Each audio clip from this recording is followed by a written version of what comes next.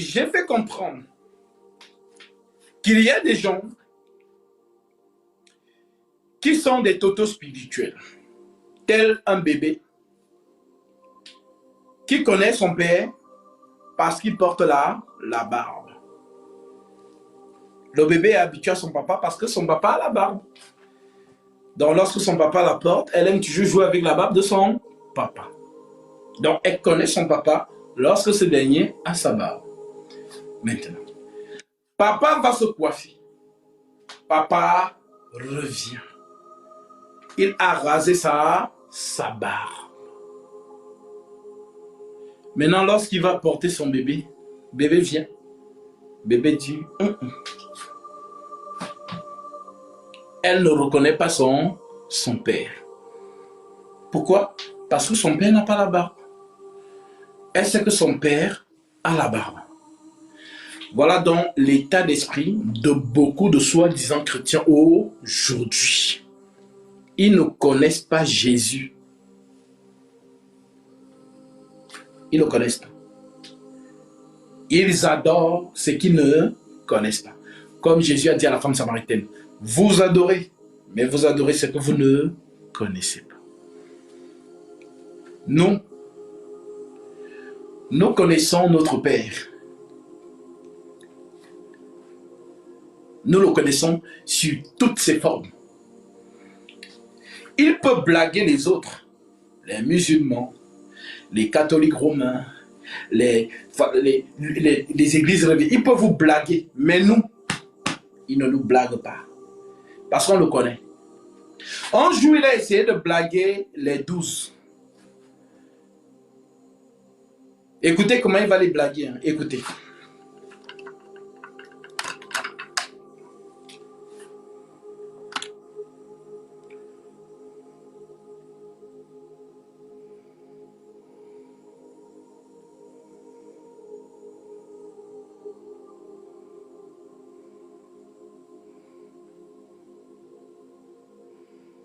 Nous lisons Jean chapitre 6. Nous sommes au verset 60.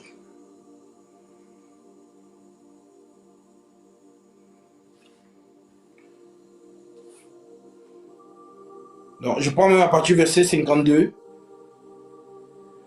pour la meilleure compréhension. Écoutez comment il va blaguer les gens.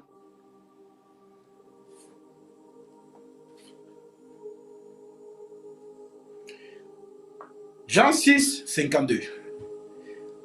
Là-dessus, les Juifs disputaient entre eux, disant, comment peut-il nous donner sa chair à manger? Jésus leur dit, en vérité, je vous le dis. Vous ne... Si, je vous le dis, je leur dis, Jésus leur dit, en vérité, je vous le dis, si vous ne mangez la chair du Fils de l'homme, et si vous ne buvez son sang, vous n'avez point la vie en vous-même. Celui qui mange ma chair et qui boit mon sang a la vie éternelle. Et je le ressusciterai au dernier jour. Car ma chair est vraiment une nourriture et mon sang est vraiment un breuvage. Celui qui mange ma chair et boit mon sang demeure en moi et je demeure en lui. Comme le Père qui est vivant m'a envoyé et que je vis par le Père, ainsi celui qui me mange vivra par moi. C'est ici le pain qui est descendu du ciel. Il n'en est pas comme de vos pères qui ont mangé la manne et qui sont morts. Celui qui mange ce pain vivra éternellement. Jésus dit ces choses dans la synagogue enseignant à Capernaum.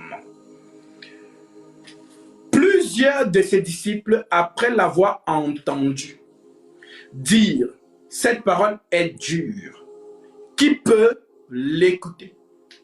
Jésus, sachant en lui-même que ses disciples murmuraient à ce sujet, leur dit « Cela vous scandalise? Cela vous scandalise-t-il? Et si vous voyez le Fils de l'homme monter où il était auparavant, c'est l'esprit qui vivifie. La chair ne sert de rien. Les paroles que je vous dis sont esprit et vie. Mais il en est parmi vous quelques-uns qui ne croient point. Car Jésus avait dès le commencement, Jésus savait dès le commencement qui étaient ceux qui croyaient, qui ne croyaient point, et qui étaient ceux qui le livreraient. Celui qui le livrerait. Et il ajouta, c'est pourquoi je vous ai dit que nul ne peut venir à moi si cela ne lui était donné par le Père. Dès ce moment, plusieurs de ses disciples se retirèrent. Ils se retirent pourquoi? Parce que c'est trop fort. Ils n'ont pas compris celui qui boit mon sang et celui qui mange ma chair. Ils se sont retirés. Alors ne soyez pas choqués aujourd'hui que lorsque nous prêchons la nourriture solide, les gens sont scandalisés. Parce que la nourriture solide, c'est pour les enfants de Dieu. Maintenant, écoutez les enfants de Dieu. Dès ce moment, plusieurs de ses disciples se retirèrent et ils n'allaient plus avec lui. Donc, ils se sont séparés de lui. Ils n'allaient plus avec lui. Jésus donc dit aux 12, et vous, ne voulez-vous pas aussi vous en aller? Mais partez comme les autres. Les autres, au moins, sont partis. Mais vous, là, pourquoi vous restez? Allez-y. Maintenant, écoutez comment les enfants de Dieu répondent. Simon-Pierre lui répondit, Seigneur, si tu blagues les autres, toi, tu ne peux pas nous blaguer. Nous, on connaît ton langage. Nous comprenons ta parole. Eux, ce sont les totos spirituels. Mais nous, c'est pas nous que tu vas nous blaguer. Va blaguer ceux qui sont dehors là-bas, mais nous, ton pied, mon pied, c'est jusqu'à la gare. Simon-Pierre lui répondit, Seigneur, à qui irions-nous? Tu as les paroles de la vie éternelle.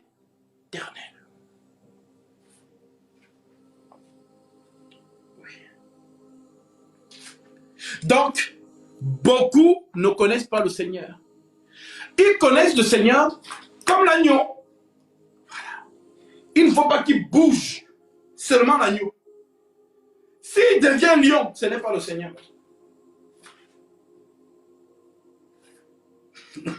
Voilà l'état d'esprit de beaucoup de gens. Parce qu'ils ne le connaissent pas. Ils ont oublié que la prophétie qui parle de la tunique de Joseph de plusieurs couleurs, on dit que la tunique que Jacob a offerte à Joseph, son fils, était une tunique de plusieurs couleurs. Alors notre Dieu, lorsqu'il prend la couleur verte, on le reconnaît. Lorsqu'il prend la couleur jaune, on le reconnaît. Lorsqu'il prend la couleur bleue, on le reconnaît. Lorsqu'il prend n'importe quelle couleur, on l'identifie. Ce sont les totos spirituels qui ne le connaissent pas. Mais ils ont toujours Jésus, ils ne le connaissent pas. Je vous dis qu'ils ne le connaissent pas. Alors, l'ange de lumière, nous dit l'apôtre Paul. Satan aussi se transforme en ange de lumière. Alors, sachez-le, l'ange de lumière, c'est Gabriel.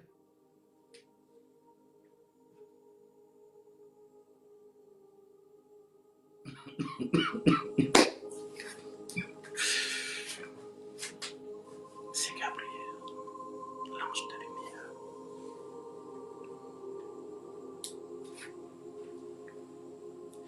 Et Gabriel, c'est Jésus-Christ.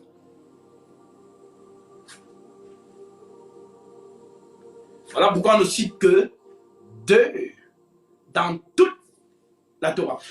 La dernière fois, je parlais avec un juif dans un débat. Il était choqué de découvrir que son Dieu, c'est Michael. Il était choqué. Il dit que c'est écrit où? J'ai dit lis. Non, je vais lire en hébreu. Lis en hébreu. Le guerrier d'Israël, c'est Michael. Le grand chef de l'armée céleste, c'est Michael. Elle dit non, on dit que bon, c'est un ange. C'est seulement un ange. Je dis, ok. Donc, Dieu donc ne peut pas venir combattre. Il dit oui, il envoie seulement des anges. Je dis, d'accord. Prends Ésaïe 13 et lis devant tout le monde. L'Éternel vient comme le ravage du Tout-Puissant. Ils viennent de l'extrémité des cieux. L'Éternel est les instruments de sa colère. Il est resté silencieux pendant... Ah, j'ai trop aimé le silence là. Le silence là, je ne sais pas combien ça a duré, peut-être 3 secondes, je ne sais pas. Mais c'était un silence. C'est-à-dire, tout ce qui était là. Attends, on a bien lu ou bien on n'a pas bien lu? Oui, oui, vous avez bien lu. On ne parle que de 2 anges dans toute la Torah. L'archange Michael et l'ange Gabriel.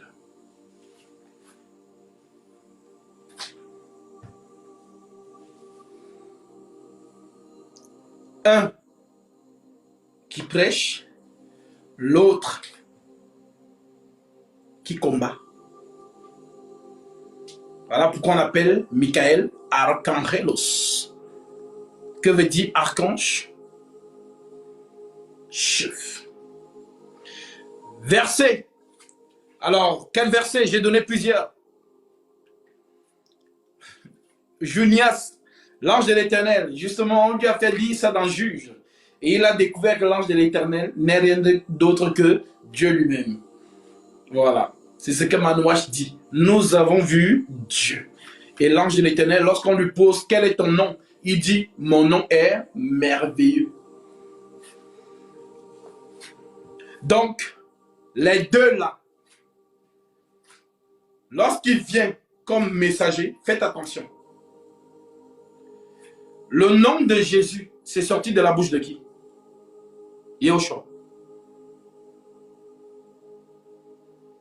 Gabriel. Vous vous êtes pas posé la question? Jamais. Il faut connaître ton Dieu lorsqu'il se déplace. Sinon, tu es comme les autres, les totos spirituels, ils ne connaissent pas. Mais quand tu maîtrises ton Dieu, vous savez, lorsque j'ai compris ça, j'étais comme vous, j'avais la chair de poule, je dis, hey, Seigneur, ça là, on n'avait pas vu ça comme ça. Lorsque j'avais dit ici que Michael c'est Jésus-Christ, ça crée un scandale. Mais les gens ne se sont même jamais posé la question, mais pourquoi dans Apocalypse chapitre 12, verset 7, on dit, il y eut guerre dans le ciel. Michael et ses anges. Michael a des anges. Le dragon et ses anges. Ces deux camps, le vrai Dieu et le faux Dieu. La vraie parole et la fausse parole. La vraie parole a dit dans le jardin, je mettrai une inimitié entre toi et la femme, entre ta postérité et ta postérité. Celle-ci t'écraserait la tête, mais toi tu blesseras le talon. Le même Dieu véritable dit à l'homme, le jour où tu en mangeras, tu mourras. Le faux Dieu dit à la femme, tu ne mourras pas. Alors, la marque de la bête est dans le jardin d'Éden depuis le commencement. Pendant que vous, les totos spirituels, vous attendez une marque de la bête imaginaire, elle était déjà dans le jardin d'Éden. Les deux paroles là, c'est ça qu'on appelle marque. La marque du Christ, c'est son sceau. Oh, la sœur Laetitia n'est pas là pour nous faire cette lecture, nous lire ça.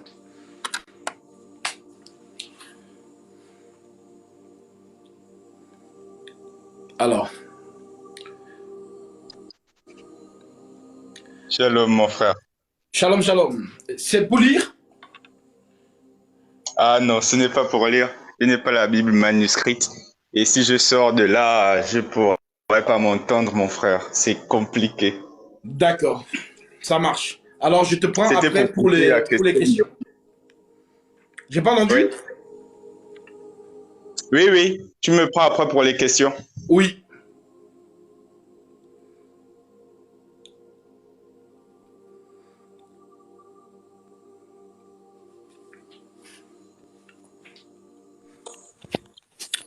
Allô, shalom. Shalom. Ça Shalom, va? frère. C'est pour lire? Oui, oui, oui, je peux lire, je peux lire. Alors, nous disions ici, écoutez bien, la marque de la bête. Quand on dit marque, toi ne vois pas un tatouage, je ne sais pas quoi. Marque, c'est la parole. Marque, c'est la parole. Et il y a eu deux paroles dans le jardin d'Éden. La parole du vrai Dieu et la parole du faux Dieu. Alors, tu me diras, mais Gasby, c'est écrit où que la marque, c'est la parole? Alors, mon frère, lis-nous ça, 2 Timothée chapitre 2, verset 19. Ok, j'ai la Bible numérique. Si je quitte, je vais essayer. Bah, on ne va pas t'entendre, effectivement. Si tu écoutes, on ne t'entendra pas.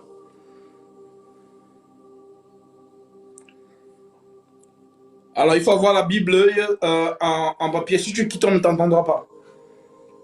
Ok, ok, je vais lire en papier alors, c'est bon, c'est bon. Je vais chercher ça. Écoutez bien, parce que je vous ai dit, quand vous suivez Gasby, je l'ai dit, dans cette génération, je n'ai pas encore vu un ministre tout puissant, l'Éternel, Jésus-Christ, ne combat pas contre une créature. Il suffit seulement qu'il claque les doigts, c'est fini.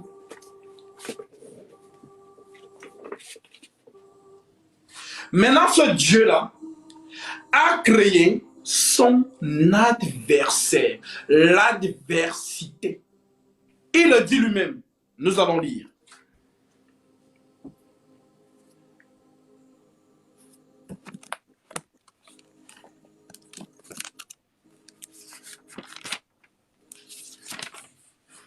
Tu peux prendre Ésaïe 45, verset 7.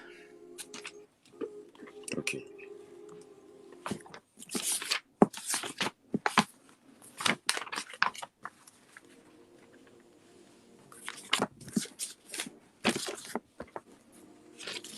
Ésaïe 45, verset 7. Vous allez comprendre ce livre. Ésaïe 45, verset 7. Oui. Je forme la lumière et je crée les ténèbres. Je donne la paix et je crée le malheur. C'est moi, l'Éternel, qui suis l'auteur de tout cela. Que le ciel déverse et que les nuages fassent couler la justice. C'est bon. Je forme la lumière, je crée les ténèbres. Je donne la prospérité et je crée l'adversité.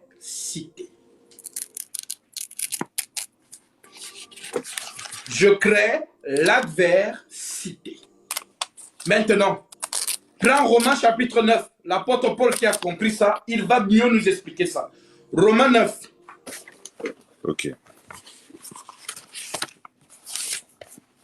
Romains 9, verset combien? Tu peux prendre la partie verset... verset 14. Ok. Tu prends la partie verset 12. Donc, pour ceux qui nous écoutent, Satan a été créé à dessein. Satan ne s'est pas rebellé de lui-même. Attention. Satan, c'est le dessein de Dieu, le plan. Il ne s'est jamais rebellé de lui-même. Il n'y a pas eu d'accident dans le plan de la divinité absolue. Il n'y a pas eu d'imprévu. Il n'y a pas, non, il s'est rebellé. Ça n'existe pas. Dans le plan du Tout-Puissant, avant même de lire Ézéchiel, là, s'il te plaît, lis-nous Ésaïe 46, verset 9 au verset 10. Comme ça, ceux qui sont là vont entendre ça. Ok. Le plan du Tout-Puissant, il n'y a pas d'accident, il n'y a pas d'imprévu. Tout ce qu'il a prédestiné, c'est ce qui arrive. Ésaïe 46, verset 9 au verset 10.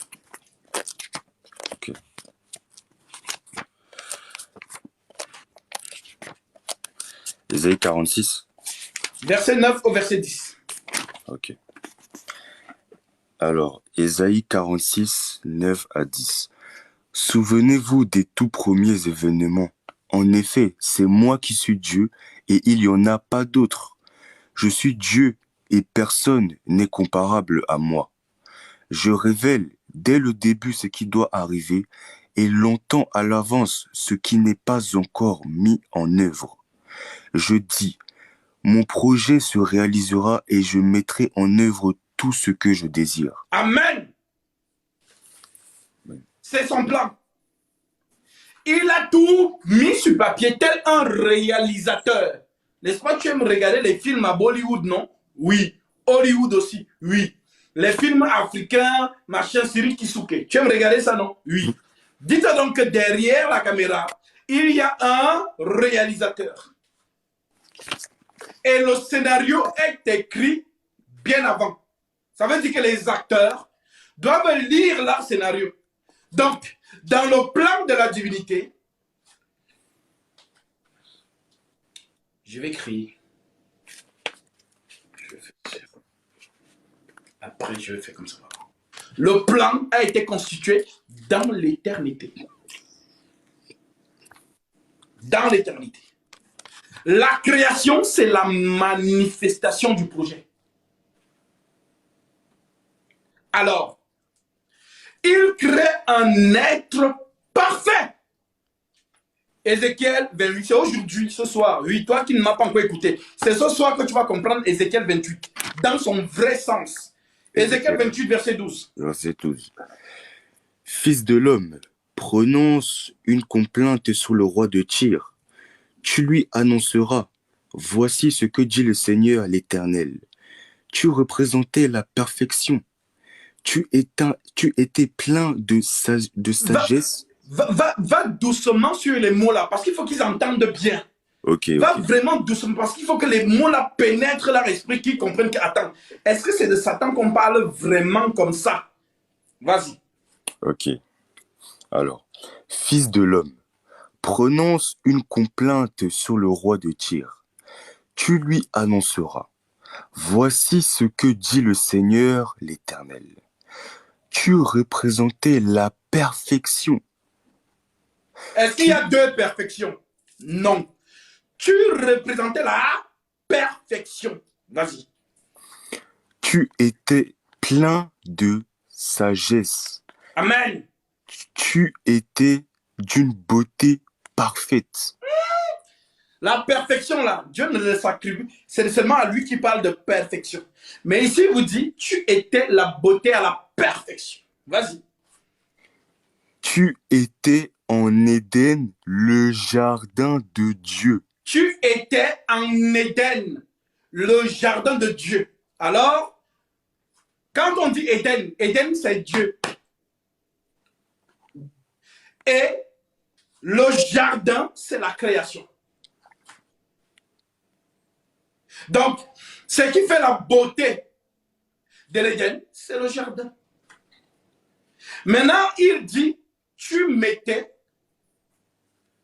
le jardin. Tu étais en Éden, le jardin de Dieu. Donc, continue.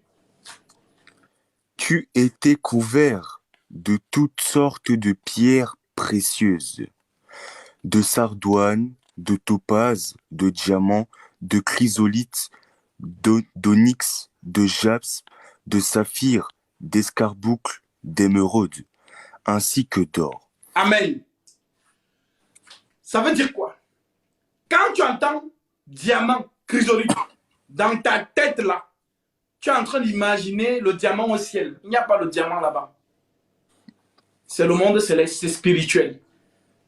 Donc, que veut dire diamant, chrysolite, topaze, sardoine et toutes ces pierres-là? Ça veut dire quoi?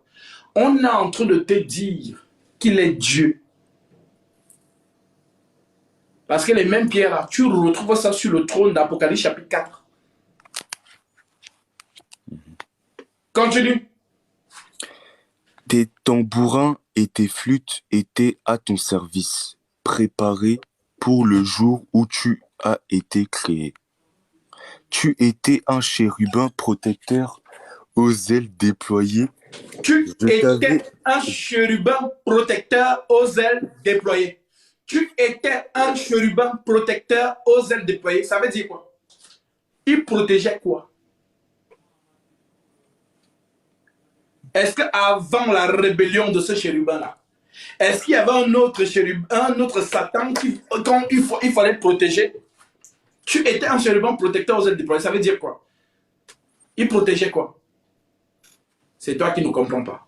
En fait, on est en train de dire que c'est un archange.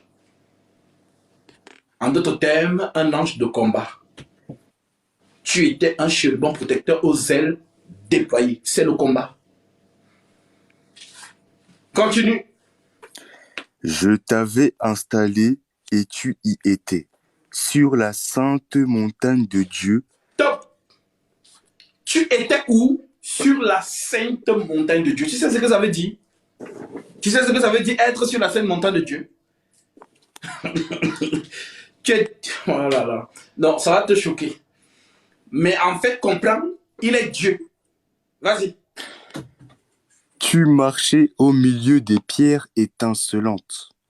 Tu as été intègre dans ta conduite depuis le jour où tu as été créé. Tu marchais au milieu des pierres étincelantes. Les pierres étincelantes, ici on te parle des anges. On dit maintenant qu'il marchait au milieu. Maintenant, toi, qu'est-ce que tu vois? C'est le milieu. Comme dans ta tête, tu penses au milieu. Non. Le milieu, ici, veut dire la domination. Tu dominais. Voilà pourquoi tu retrouves la même expression dans Apocalypse chapitre 5. J'ai vu l'agneau qui était au milieu du trône, au milieu des 24 vieillards et des 4 êtres vivants. Le milieu, c'est la domination. Maintenant, on te dit que celui-ci était il marchait au milieu des pierres intentionnées, au milieu des anges. Continue. Et ce jusqu'à ce qu'on trouve de l'injustice chez toi.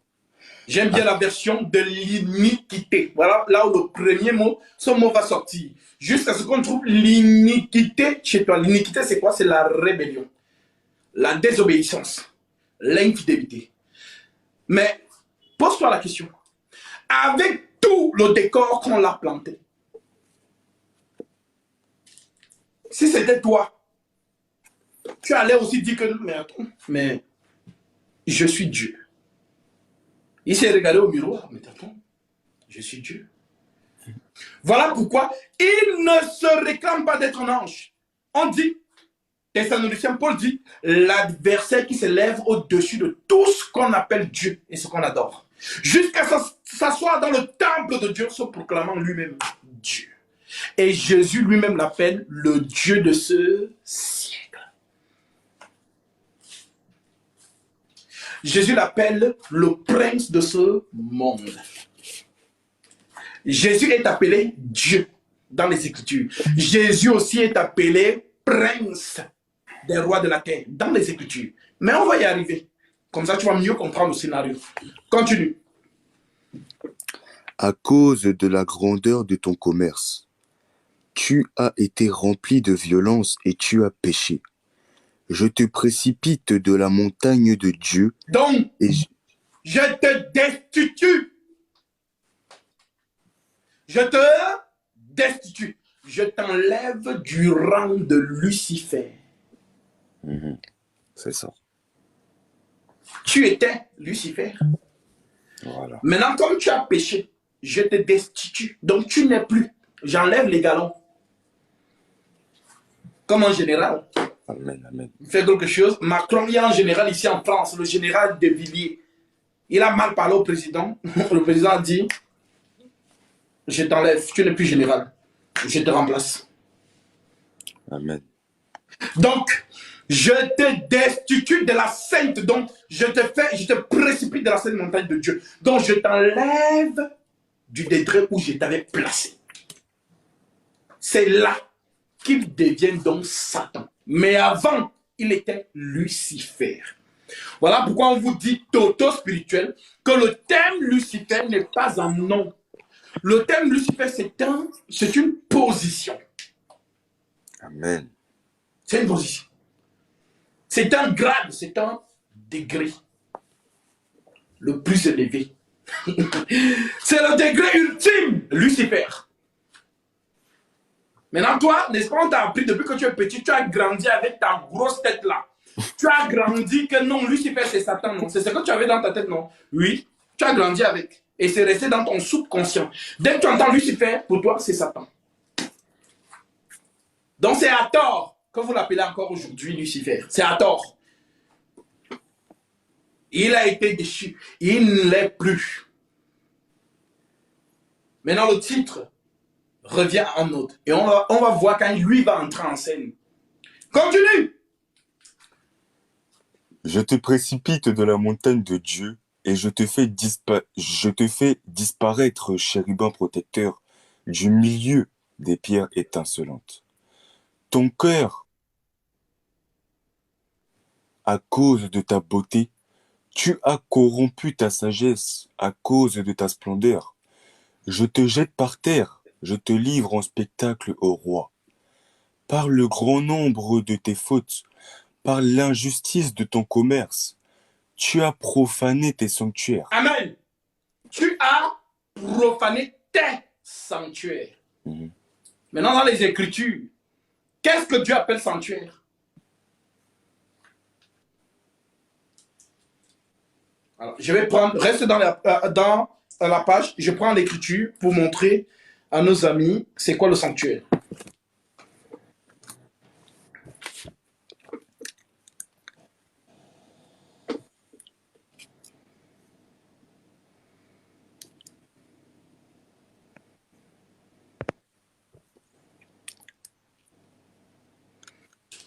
Ça, c'est un autre niveau, hein. Oui, je sais. Ici, ce n'est pas viens Jésus, tu seras marié. C'est pas ça ici. C'est un autre niveau.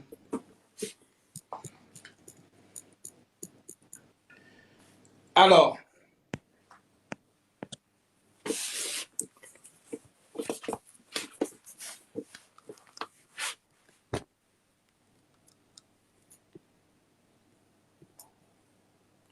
je prends d'abord Ézéchiel 23-39. Elles ont immolé leurs enfants à leur idole.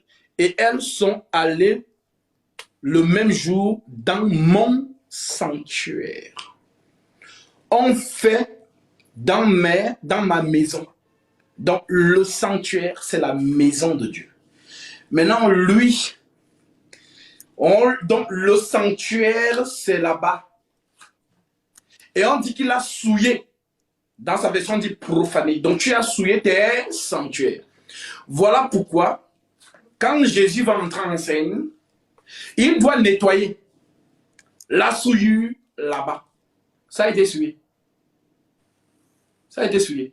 Maintenant, est-ce que tu peux garder la même page et on lit vite Colossiens pour qu'on montre à nos frères comment Jésus doit nettoyer. Ok. Colossiens chapitre 1, du verset 15 au verset 20. Comme ça, ils vont comprendre. Ok. Alors, Colossiens, chapitre 1. Colossiens. Ça, si tu n'as pas le Saint-Esprit, tu ne vas jamais dire Amen à cet enseignement. C'est un autre niveau. C'est un autre niveau. Le vrai, donc, tout prend son sens, n'est-ce pas? Oui. Parce qu'avant, tu te posais des questions à l'intérieur de toi-même, mais tu n'osais pas répondre. Parce que tu disais, non, si je réponds, peut-être que je suis en train d'être ici. Vas-y. C'est verset combien, tu m'as dit? Colossiens chapitre 1, du verset 15 au verset 20. Ok. Le Fils est l'image du Dieu invisible, le premier-né de toute la création. En effet, c'est en lui que tout a été créé, dans le ciel et sur la terre. Le visible et l'invisible. Trône, souveraineté, domination, autorité. Tout a été créé par lui et pour lui. Il existe avant toute chose et toute chose subsiste en lui. Il est la tête du corps qu'est l'Église. Il est le commencement, le premier-né d'entre les morts, afin d'être en tout le premier. En effet, Dieu a voulu que sa plénitude habite en lui. Il a voulu par Christ tout réconcilier avec lui-même, aussi bien ce qui est sur la terre et ce qui est dans le ciel, en faisant la paix à travers lui par son sang versé sur la croix. Amen. Amen. Donc, le sang versé sur la croix réconcilie la création céleste et la création terrestre. Parce que la terre a été souillée, dans le jardin d'Éden aussi, par le même serpent. Là-bas aussi, il a souillé. Donc, on doit réconcilier la création. Maintenant, qu'est-ce qui réconcilie la création? C'est Jésus, par son sang, qui purifie la création céleste et terrestre. Tu as compris? Relis encore, ils ont mal compris. Le verset 20 là. Okay. Il a voulu, par Christ, tout réconcilier avec lui-même, aussi bien ce qui est sur la terre que ce qui est dans le ciel, en faisant la paix à travers lui par son sang versé sur la croix. Posez-vous la question, qu'est-ce qu'il y a eu dans le ciel? Donc même le ciel, qu'est-ce qu'il y a eu là-bas? Alléluia. Il y a eu quoi là-bas? Donc, la crucifixion du Tout-Puissant doit nettoyer la souillure. Le sang qui purifie, qui blanchit et qui est pur. Eh oui. Amen. Ézéchiel, allons terminer le verset. Parce qu'il y a un bonbon qui est là-bas que maintenant on va introduire maintenant le Fils de l'homme pour que les gens comprennent le décor de la chose. Ok. Je suis au verset 18. Oui. Par le grand nombre de tes fautes, par l'injustice de ton commerce, tu as profané tes sanctuaires. Je fais sortir du milieu de toi un feu qui te dévore. Oh! Amen. Je fais sortir du milieu de toi un feu qui te dévore. Ah, j'aime ça. J'aime ça. On va donc se concentrer sur le feu là. Amen. Parce que là, c'est là où le Tout-Puissant va entrer en scène. Maintenant, prenons une écriture. Ah là là, Paul, que Dieu te bénisse.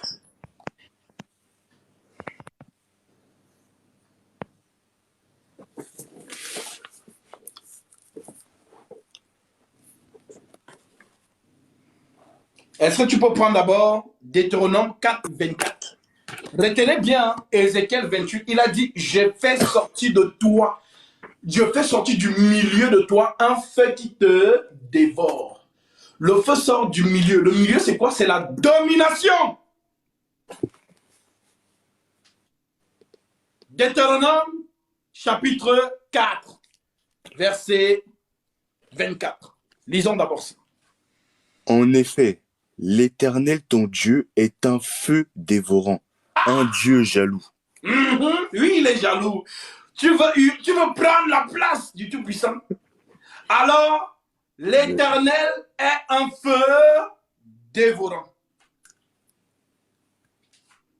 C'est lui le feu qui vient dévorer celui-là. Amen. Alors, si tu as compris là-bas, je fais sortir du milieu de toi un feu qui te dévore, alors, ma soeur, alors mon frère, pourquoi n'as-tu pas compris Genèse chapitre 3, verset 15. Vas-y mon frère. Genèse chapitre 3, verset 15. Oui. Parce que Ézéchiel 28, 18 égale Genèse 3, verset 15. Il fait sortir le feu du milieu de toi là-bas. Maintenant, écoute Genèse 3, 15 et ça va prendre son sens. Je mettrai l'hostilité entre toi et la femme, entre ta descendance et sa descendance. Celle-ci t'écrasera la tête et toi tu lui blesseras le talon. Amen. Tu as compris? La descendance de la femme qui doit écraser la tête du serpent, c'est le feu qui doit sortir là-bas pour en détruire le jadis chérubin protecteur aux ailes déployées. Maintenant, que Dieu te bénisse, Robert. pour ton offrande. Tu as certainement été touché, tu as décidé de faire cette offrande sur le lien PayPal, sur la bio TikTok. Alors, l'Écriture déclare, lorsque vous entrez dans une maison, saluez-la. Si la maison se juge digne, que votre paix vienne sur elle. Et si la maison ne se juge pas digne, que votre paix retourne avec vous. Tu en es digne, car tu as accompli l'Écriture. Alors que le Dieu de paix, le Dieu Tout-Puissant, t'accorde ce que ton cœur désire au plus profond de toi. Lui qui connaît tes doléances, lui qui connaît tes prières, qu'il te l'accorde et qu'il fasse prospérer l'œuvre de tes mains et déverse sur toi ses dons spirituels. Sois abondamment béni. Amen. Alors, maintenant que tu as compris le langage céleste et le langage terrestre, le feu dévorant, Deutéronome 4, verset 24. L'Éternel, car l'Éternel, ton Dieu, est un feu dévorant, un Dieu jaloux. Oui, tu veux usurper mon trône? Qui est comme moi? Personne. Alors, je vais donc descendre à ta catégorie. Parce que moi, le Tout-Puissant, je ne lutte pas contre ma créature. Il suffit seulement que je sois fâché et je te fais disparaître. Voilà. Le Dieu Tout-Puissant ne lutte pas contre sa créature. C'est comme si vous me dites, voilà le téléphone, j'ai créé le téléphone et moi je vais bagarrer avec le téléphone. Non, téléphone, si tu m'énerves, je te casse et c'est fini. Alors, le Tout-Puissant va descendre au degré de Lucifer. Le Tout-Puissant va se rabaisser au degré d'Archangelos, archange. Parce qu'il faut que le combat soit équitable. Le combat doit être équitable. Le combat doit être équitable entre deux chérubins, deux archanges. Voilà. Équitable. C'est là où on parle de combat. Mais un Dieu tout-puissant ne va pas venir combattre contre une créature. Ça n'a pas de sens. Alors, écoute-moi bien. Si le tout-puissant créateur s'est manifesté en chair sur la terre des hommes, tu as cru en cela? Amen. Ça ne te choque pas? Non. Ça choque. Parce que le musulman ne croit pas à ça.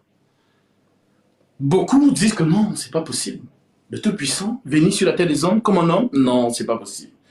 Alors oui, c'est le mystère de la piété. Le mystère de la piété est grand. Dieu a été manifesté en chair. Justifié par l'Esprit, vu des anges, prêché aux gentils, cru dans le monde, élevé dans la gloire. Maintenant, avant de descendre sur ta terre comme homme, le premier escalier, le ciel. Lui aussi, il est descendu là-bas comme archange, ange. Eh oui, c'est une marche. C'est 3 marches, 3. Premier escalier, le ciel. Deuxième, la terre. Le ciel, archange. La terre, fils de l'homme. Homme. Voilà pourquoi il se faisait appeler fils de l'homme. En d'autres termes, je suis le chiffre 6, l'homme. J'ai créé l'homme au 6e jour. Alors le 6, c'est l'homme. Et c'est là où tu dois donc comprendre Apocalypse chapitre 13, verset 18. Tu peux lire ça, mon frère. Apocalypse 13, 18. Ok.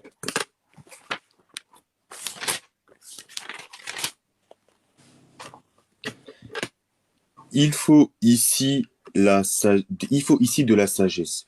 Que celui qui a de l'intelligence calcule le nombre de la bête, car c'est un nombre d'hommes. Son nombre est 666. Tu as compris? Voilà. Voilà pourquoi on dit ici. C'est ici la sagesse. Pourquoi c'est ici la sagesse? Ça veut dire quoi? Donc c'est ici le ministère de la parole. Que celui qui a de l'intelligence, c'est un défi. Que celui qui a de l'intelligence calcule le nombre de la bête. Car son nom est un nombre d'hommes 666. Depuis des générations, les gens ont essayé de calculer. Mais qui a calculé? Personne. Pourquoi?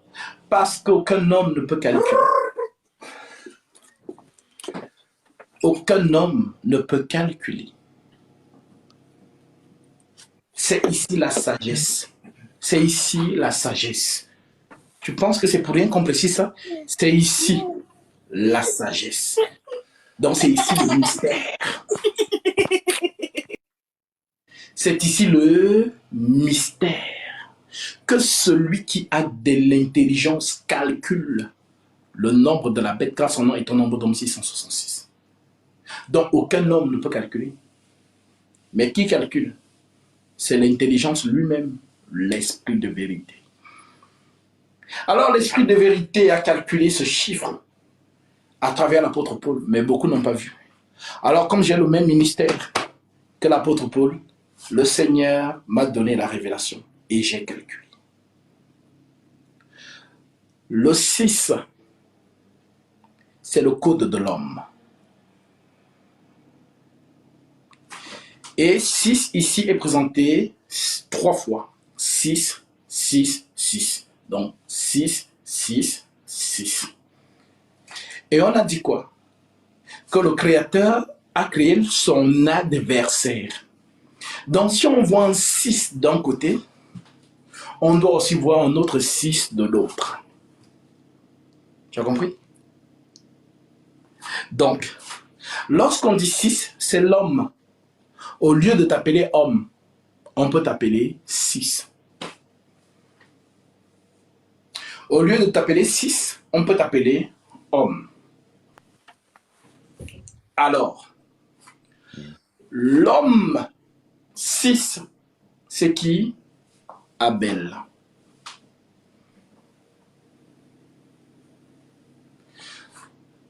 Et si tu vois Abel, tu vois Caïn. Abel, 6, son adversaire, 6 aussi, Caïn. Nous continuons. Si tu vois Jésus, tu vois qui aussi?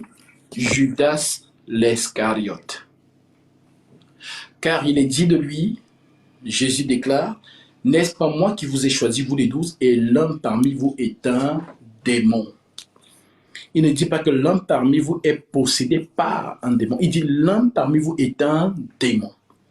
Il s'agit de qui? De Judas l'Iscariote, dont Satan. Maintenant, il manque un troisième 6.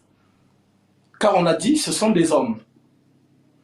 Alors, le troisième 6, c'est Michael, lorsqu'il va descendre, donc le Seigneur Jésus-Christ. Parce que le terme Michael veut dire qui est semblable à Dieu. Mon frère, lis-nous Oui.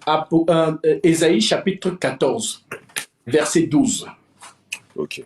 Michael veut dire qui est comme Dieu ou qui est semblable à Dieu. Maintenant, lis-nous Ésaïe chapitre 14, verset 12. Ésaïe 14, verset 12. Comment es-tu tombé du ciel, astre brillant, fils de l'aurore?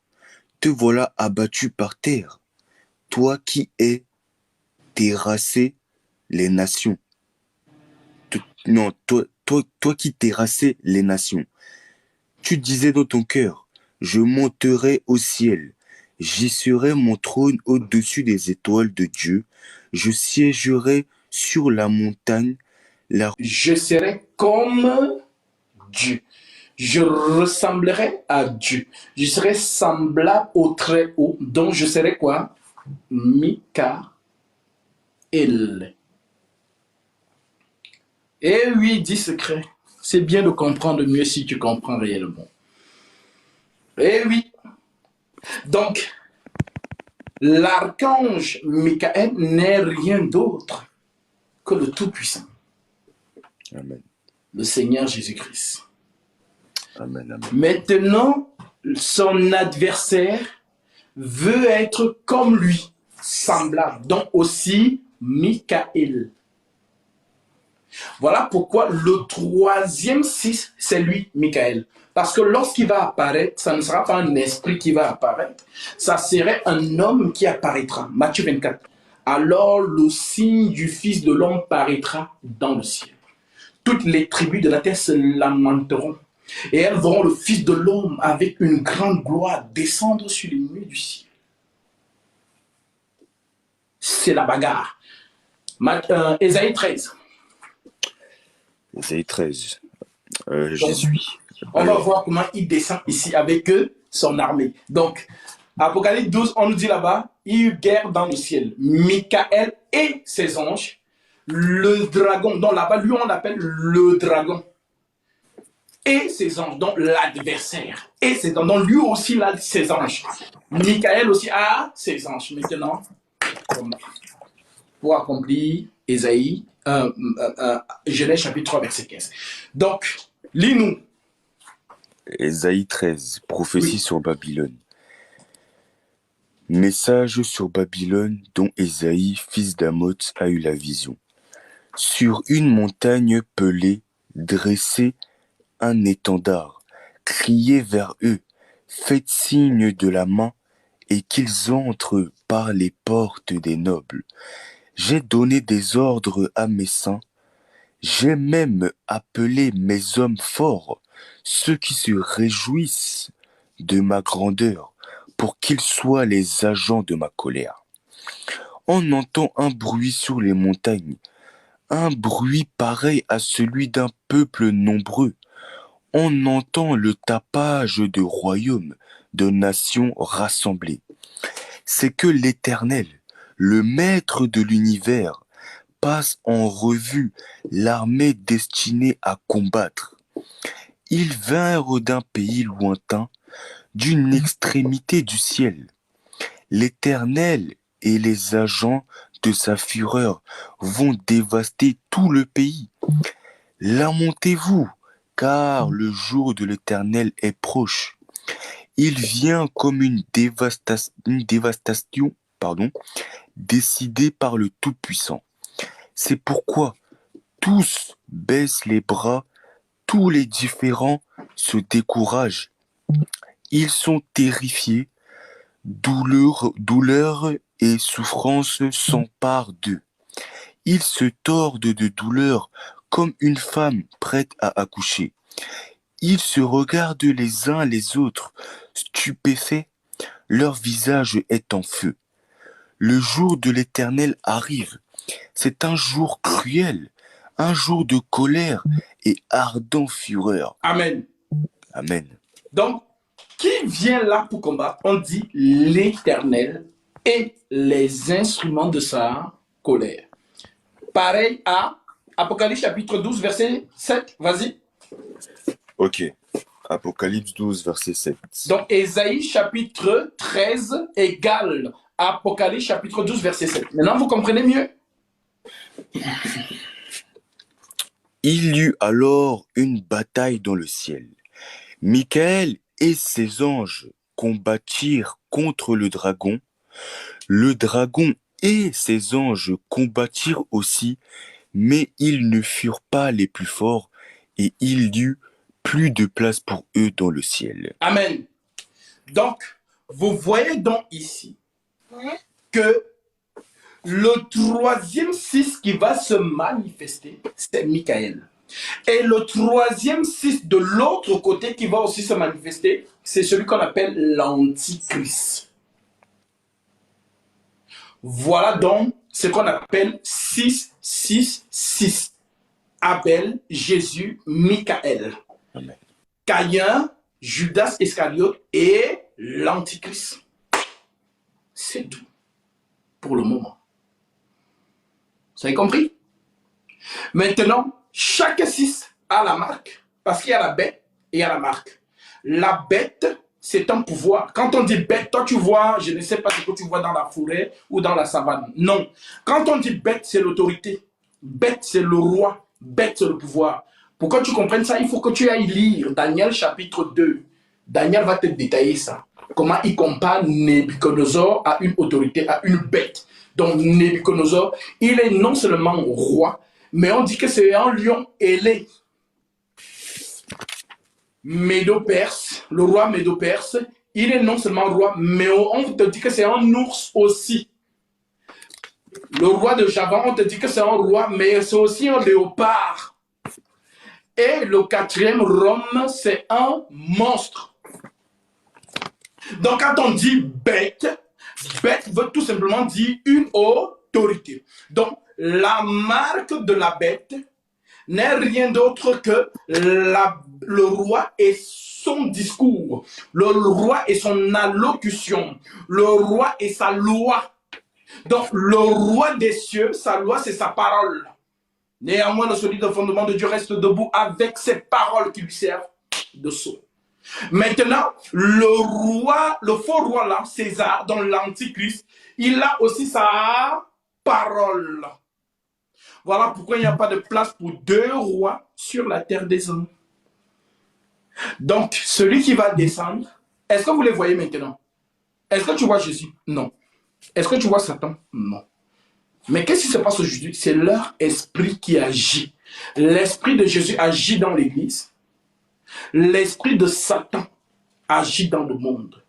Et c'est ce que Paul appelait le mystère de l'iniquité agit déjà.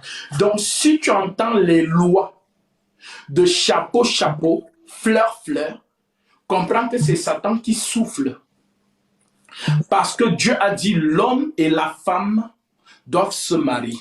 Mais Satan dit la fleur et la fleur doivent se marier et le chapeau doivent aussi se marier. Mais ça contredit la pensée du Créateur parce que la pensée du Créateur c'est l'homme et la femme doivent se marier. Mais la pensée de l'autre dit non, la fleur et la fleur doivent se marier. Le chapeau et le chapeau doivent se marier. Est-ce que vous avez compris? En tout cas, ceux qui ont compris, ils ont compris. Ceux qui n'ont pas compris, je suis obligé de coder parce que je ne voudrais pas que nos amis nous signalent. Donc, c'est ça donc qu'on appelle la marque. Voilà, tout simplement.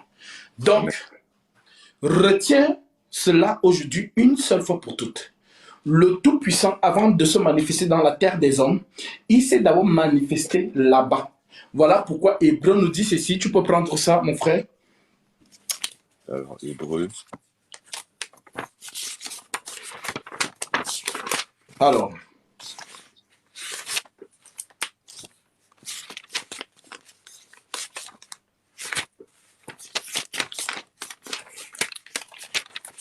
Hébreu 1. Tu peux prendre même à partir du verset 1 pour que les gens comprennent.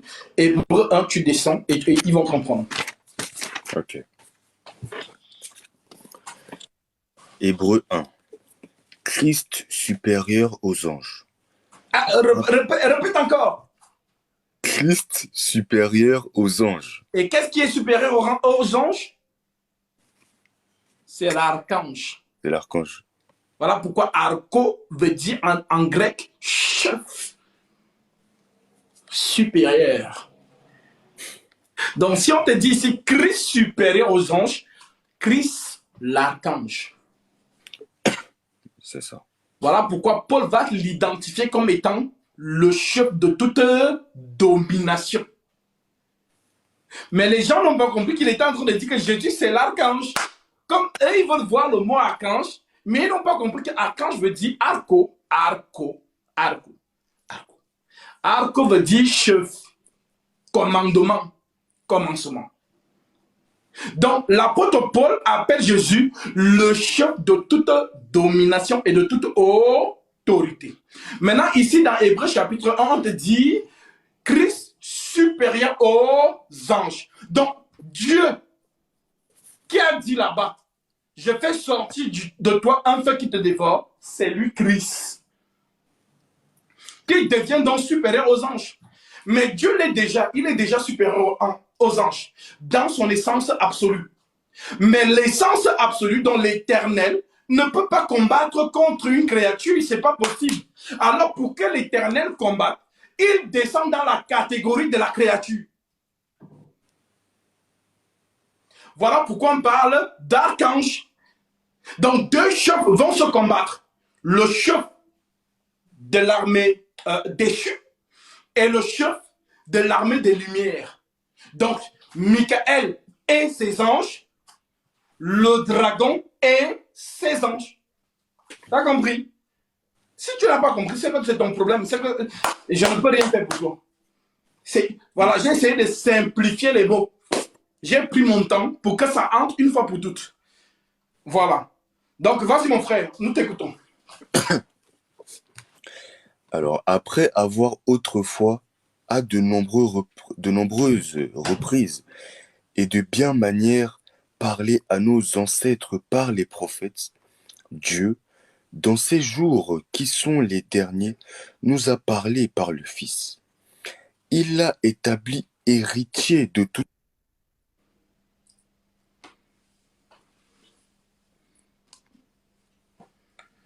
Alors, Allô? allô? Alors, oui, excusez-moi. Dieu, dans ces jours qui sont les derniers, nous a parlé par le Fils. Il l'a établi héritier de toutes choses, et c'est par lui aussi qu'il a créé l'univers. Le Fils est le reflet de sa gloire et l'expression de sa personne. Il soutient tout par sa parole puissante.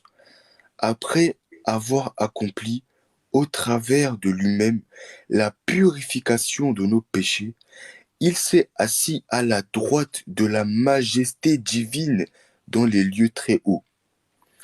Il est ainsi devenu d'autant supérieur aux anges qu'il a hérité d'un nom bien plus remarquable encore que le leur. Amen. Donc, vas-y. En effet, auquel des anges Dieu a-t-il déjà dit: Tu es mon fils, je t'ai engendré aujourd'hui. Et encore, je serai pour lui un père et il sera pour moi un fils. Par contre, lorsqu'il introduit le premier-né dans le monde, il dit que tous les anges de Dieu se prosternent devant lui. De plus, au sujet des anges, il dit: Il fait de ses anges des esprits et de ses serviteurs une flamme de feu. Mais il dit au Fils: Ton trône, ô Dieu, est éternel. Le sceptre de ton règne est un sceptre de justice. Tu as aimé la justice et tu as détesté la méchanceté. C'est pourquoi, ô Dieu, ton Dieu t'a désigné par onction comme roi de préférence à tes compagnons par une huile de joie. Amen. Amen. Dans la version du frère, on dit à tes compagnons. Dans la bonne version, on dit au-dessus de tes égaux. Donc, il est devenu homme, comme toi et moi. Nous étions égaux. Il est devenu ange, comme eux. Et lui, il est l'arco, donc le chef des anges. J'espère vraiment que tu as compris. Et lorsque je serai en Côte d'Ivoire, je vais fouetter la DDR. Voilà. Quand vous venez, vous dites que vous maîtrisez quoi que ce soit. Vous ne maîtrisez rien du tout. Vous êtes des gens qui raisonnent avec le cerveau. Ça me fait de la peine, pitié, parce que vous prenez votre cerveau pour comprendre les choses spirituelles. Je me demande comment ils font, ces gens-là. Je me demande comment... C'est normal. Il faut vraiment être hypocrite. Je suis sûr qu'eux-mêmes, quand ils lisent souvent ça, ils comprennent que, ah, c'est vrai. Mais comme c'est un esprit obscur qui aveuglent leur intelligence, ah bah, ils veulent pas que les autres qui sont enfermés dans l'ignorance puissent sortir. Voilà pourquoi vous allez voir que la DDR, partout où je monte dans les lives, ils viennent. Dès que je monte dans un live musulman, Ismaël Aka vient en courant. Parce qu'il sait qu'il faut que j'aille embrouiller les gens pour que les gens ne comprennent pas ce que Gatsby va dire. C'est son rôle. Son rôle, c'est de distraire les gens. En faisant rire, en lançant des pics. C'est son rôle. Pour faire rire sa galerie, en fait. Donc, son rôle, et moi, quand il fait ça, ce n'est pas l'homme. C'est l'esprit qui est en lui qui me reconnaît. Voilà. Quand cet esprit sait que je monte dans un live de musulman, il faut qu'il vienne. Parce qu'il sait que non. Il va faire comprendre à ces gens les Écritures. Alors, pour l'empêcher, il faut que je vienne s'aimer le désordre, la distraction. Voilà ce qu'il fait. Donc, vraiment, que Dieu vous bénisse parce que vous êtes des privilégiés, parce que vous avez entendu ces choses. Amen, amen. Voilà. Ça là, tu n'as jamais entendu ça quelque part. Et c'est sur TikTok que Dieu t'a parlé. Il n'y a pas de cadre. Alors, on n'est pas dans Mega Church. Je ne porte pas un costume. Mais le Seigneur t'a fait grâce d'écouter ces choses aujourd'hui. Voilà. Donc, bénis l'Éternel et vraiment, dis-lui merci. Si tu as compris. Parce qu'on va terminer avec, parce que je dois aller faire ma séance de sport. Est-ce que tu peux lire Daniel chapitre 12? Tu lis le verset 4 et tu prends le verset 10 directement pour que les gens comprennent. Ok. Alors, Daniel 12. Alors, on va aller dans Daniel.